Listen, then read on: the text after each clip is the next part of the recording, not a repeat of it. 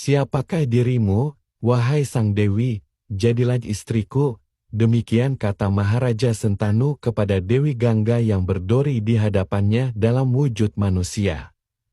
Raja Sentanu terpesona pada kecantikan sang dewi yang jauh melampaui kecantikan manusia biasa.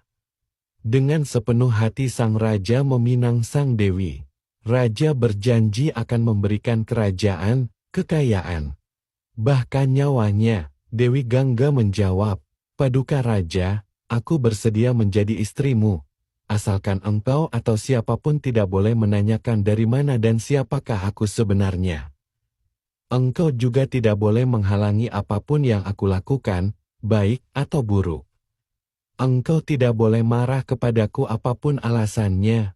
Engkau tidak boleh mengatakan sesuatu yang membuatku sedih. Jika engkau melanggar syarat-syarat itu, aku akan pergi meninggalkanmu. Apakah engkau setuju dan bersedia berjanji tidak akan melanggarnya?" Raja yang mabuk kepayang bersumpah akan mematuhi semua persyaratan itu. Akhirnya, Dewi Gangga diperistri dan tinggal bersama Raja Sentanu. Hati sang raja terpikat oleh kesederhanaan, keanggunan, dan cinta Dewi Gangga yang tidak pernah surut. Mereka menjalani kehidupan yang amat membahagiakan. Tak terasa waktu berlalu sangat cepat. Dewi Gangga melahirkan banyak anak. Setiap anak yang baru saja ia lahirkan ia bawa dan benamkan di sungai Gangga. Kemudian, ia kembali pada raja dengan wajah berseri-seri. Melihat tindakan istrinya yang sedemikian kejam, Raja Sentanu merasa cemas dan sangat sedih. Tapi, ia hanya dapat menyimpannya dalam hati. Ia ingat pada janjinya dulu. Seringkali raja bertanya-tanya dalam hati, siapakah sebenarnya permaisurinya? Dari mana ia berasal, dan mengapa ia bertindak seperti layaknya tukang sihir yang kejam?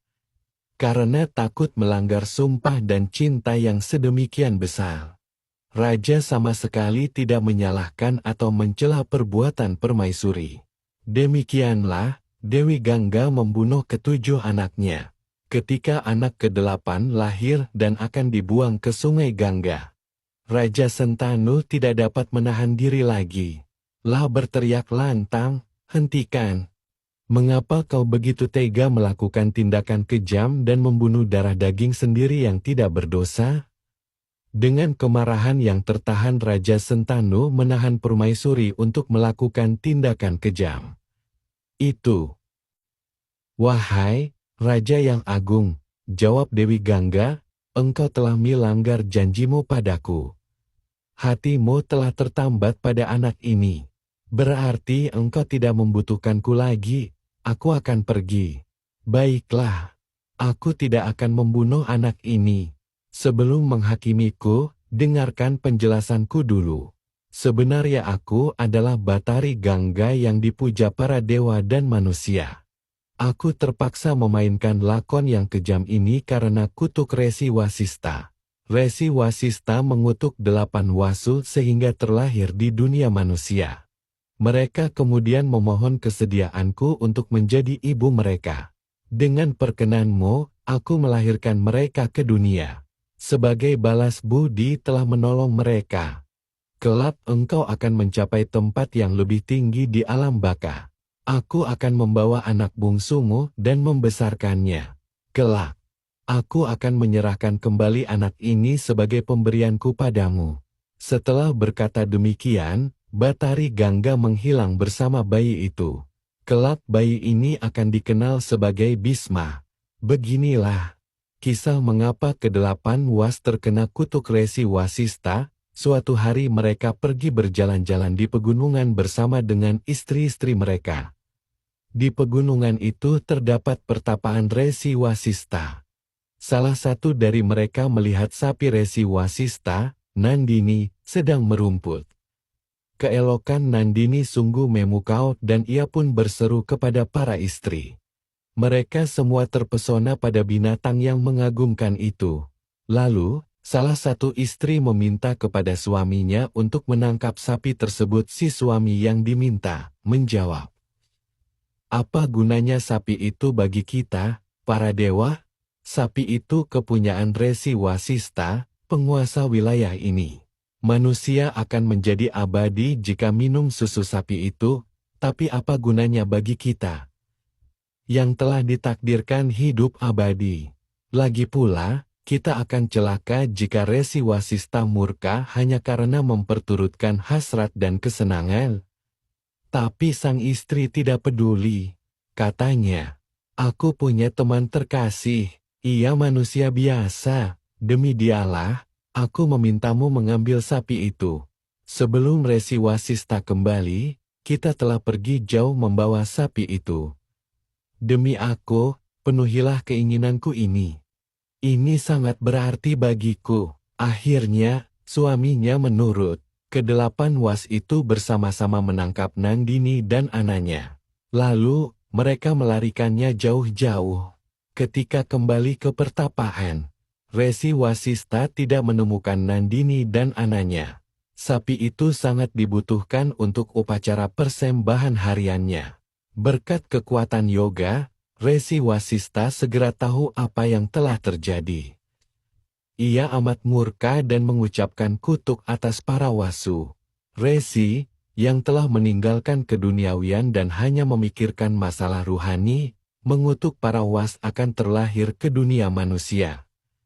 Ketika menyadari bahwa mereka terkena kutuk, penyesalan selalu datang terlambat, para wasu segera bersimpuh di hadapan Resi Wasista untuk mohon belas kasih dan ampunan atas kesalahan mereka.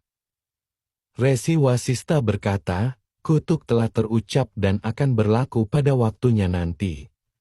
Prabasa, wasu yang melarikan sapiku akan menjalani kehidupan yang panjang dalam kemuliaan. Para was lain yang segera setelah terlahir di dunia akan lepas dari kutuk. Aku tidak dapat membatalkan, tapi dapat melunakkan kutukanku." Kemudian, Resi Wasista kembali memusatkan konsentrasi pada keheningan yang semula bergolak karena amarah. Seorang resi yang sedang bertapa brata memang mendapatkan kekuatan untuk mengutuk.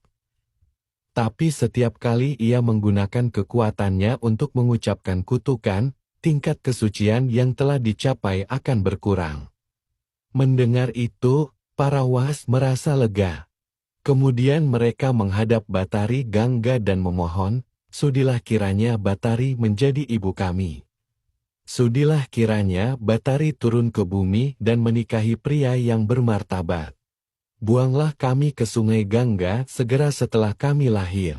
Lepaskan kami dari kutukan." Dewi Gangga mengabulkan permohonan mereka.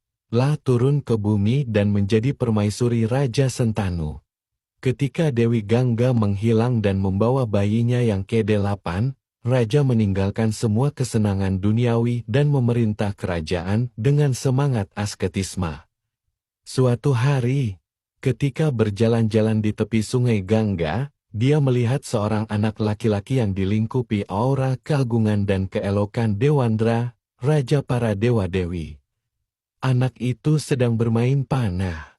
Lah berulang kali melepas anak panah ke seberang sungai Gangga. Tidak ada siapa-siapa di dekatnya. Tiba-tiba, di hadapan raja yang sedang takjub pada keelokan dan ketangkasan anak itu, Dewi Gangga menampakkan diri. Sang Dewi mengatakan bahwa anak itu adalah anaknya sendiri. Katanya, "Wahai Paduka Raja, inilah anak kita yang ke-8. Ia sudah besar, dia kunamai Dewa Brata. Aku mengajarinya menguasai seni perang. Kesaktiannya setara dengan kesaktian para Surama. Ia telah mempelajari Weda dan Wudanta dari Resi Wasista. Ia juga menguasai kesenian dan ilmu yang dikuasai Sukra. Terimalah anak ini, kelak ia akan menjadi pemanah, pahlawan, dan negarawan besar." Kemudian, Batari Durga memberkahi anak itu, menyerahkan kepada ayahnya, Raja Sentanu, dan menghilang.